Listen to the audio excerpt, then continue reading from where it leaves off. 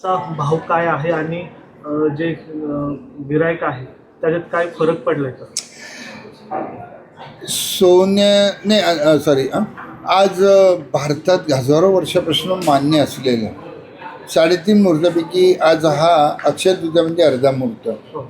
दसरा आपला दिवाळी पाडवा गुढीपाडवा हे 3 पूर्ण मुहूर्त आणि हा 3.5. परंतु आता सध्याची परिस्थिती अशी आहे की तो अर्धानं आता पूर्ण झालेला आहे. जरी आपण म्हणतो 3.5 परंतु ॲक्च्युली पाहायला गेलं तर हे 4 मुहूर्त होऊन जातात. आणि आज जो अक्षय तृतीयेच्या निमित्ताने आज सोन्याचा किंचित भाव वाढलेला आहे.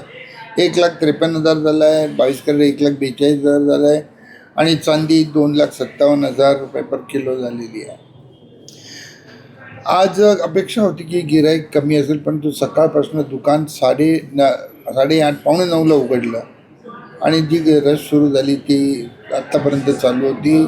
तर दुपारी थोडीशी मंद असते कारण ऊनही भरपूर आहे. आज पाहायला गेलं तर आमची अपेक्षाच अशी, जरी मी ज्वेलरीचा अध्यक्ष आहे तर या मनाने सगळ्याकडे इन्क्वायरी केली तेव्हा अपेक्षा होती की अक्षय तृतीया कशी जाईल. परंतु अपेक्षा जी होती त्याच्यापेक्षाही पर्सेंटेज वाईज पाहायला गेलं तर क्वांटिटीमध्ये सुद्धा वाढ झालेली आहे. जरी आता गेले 2-3 सण गेल्या 2 वर्षापासून तर आपल्याला असा आढळून येईल की प्रत्येक वर्षी सेल हा मागच्या वर्षाला मागे टाकून जातो. कमीत कमी 20-25% वाढतो आणि यावेळीसुद्धा 20-25% जरी भाव उंच असले तरी वाढण्याची शक्यता, सेल वाढण्याची शक्यता आहे. लोकांच्या मनात एक काय की युद्ध आता थांबले वगैरे, तर आधीपासून म्हणत होतो की जो फुगोटा होता तो एक फुगोटा कधी बसवी माहीत नाही, तो फुटला नाही. आता काही महिन्यापासून म्हणा काही दिवसापासून सोन्याचे भाव स्थिर आहेत आणि बहुतेक स्थिर तसे राहतील. भारताची 5,000 वर्षाची परंपरा आहे सोन्याचे दागिने जडजडली, ती दिवसेंदिवस म्हणजे तिच्याकडचं प्रेम वाढत चाललेलं आहे, कमी नाही होत चाललेलं आहे.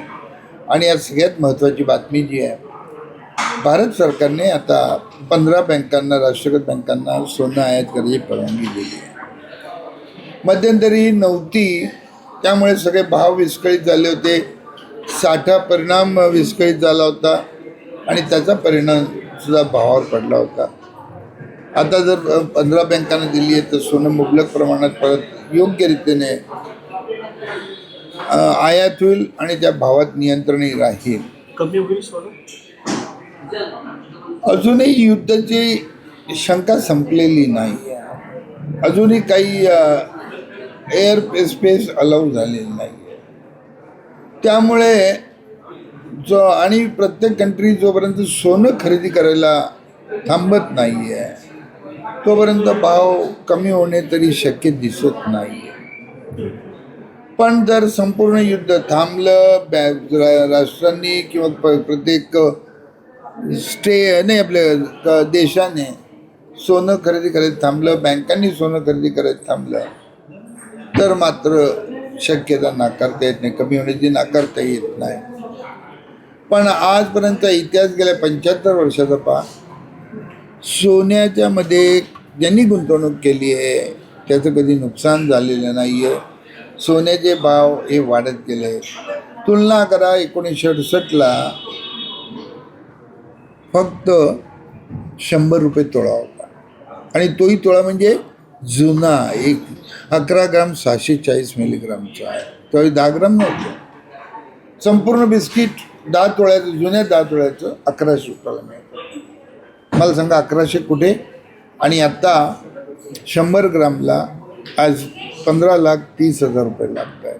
चांदीचा भाव काय आहे? चांदीचा भाव आज 2,57,000 रुपये किलो आहे. चांदी भविष्यात कमी होऊ शकते? नाही होणार. चांदीमध्ये तुम्हाला सांगतो इंडस्ट्रियल डिमांड दिवसेंदिवस वाढत चाललेली.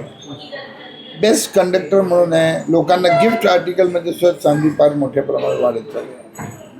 आणि याच्या जर माझा जर पाहिजे असेल तर 19 मेला अधिक मास सुरू होतो आहे. आणि आपल्या महाराष्ट्रामध्ये एक पद्धत आहे की आपल्या ज्या काही स्त्रिया महाराष्ट्रामध्ये आहेत त्या आपल्या जुन्या पायल आणि जोडवी मासोळी ते बदलून वाढीव वजनाच्या घेत असतात, वाढीव किमतीच्या घेत असतात. या अधिक मासमध्ये फार मोठ्या प्रमाणात त्याचे असते. एका दिवसात जवळजवळ 2,000 बिलं फाटतात. आणि त्याचप्रमाणे जावयाला अनारसेसहित काहीतरी चांदीची भेटवस्तू दिली जाते. 21 अनारसे ते बरोबर दिले जातात. त्यामुळे अधिक मास हा बायकांसाठी आणि जावयांसाठी हा फार मानला होता. आणि यामध्ये गर्दी भयंकर असते, मग भाव काही असो. मग चांदीचा जो वर्ग होतो तो आता सोन्याकडे शिफ्ट होतोय का? नाही, चांदीचा वर्ग हा वेगळा आहे. नाही, सोन्याचा जो आहे ना, डायमंडचा जो मध्ये काही लोक जायला लागली होती, परत आता सोन्याच्याकडे आकर्षित व्हायला लागले. सोन्यामध्ये वेगवेगळे फ्युजन डिझाईन्स वगैरे यायला लागले आहेत. म्हणजे त्यामध्ये तांबं चांदी याचे फ्युजन्स केलेले आहेत आणि त्याचे दागिने यायला लागले. आणि सगळ्यात महत्त्वाचं, चांदीसुद्धा आता दागदागिने मोठ्या प्रमाणात करायला लागलेले आहे. त्यामुळे यंग जनरेशन जे आहे ना, स्वस्तात किंवा भेट द्यायची किंवा स्वस्तात कुठे वापरायचे वेगळे डिझाईन्स, तर ते तेवढे घेतात. पण लग्न झाल्यावर मात्र ते काही कमी वापरतात. सोन्याकडे आकर्षण कमी होत नाही. आणि एक लक्षात ठेवा, देवाला सुद्धा तुम्ही सोन्याचे दागिने किंवा त्याचे असतात. आणि एक चांदीची मखर वगैरे करतात दोन्ही. म्हणून या 2 धातूला काही म्हणजे भविष्यात तरी मरण नाही.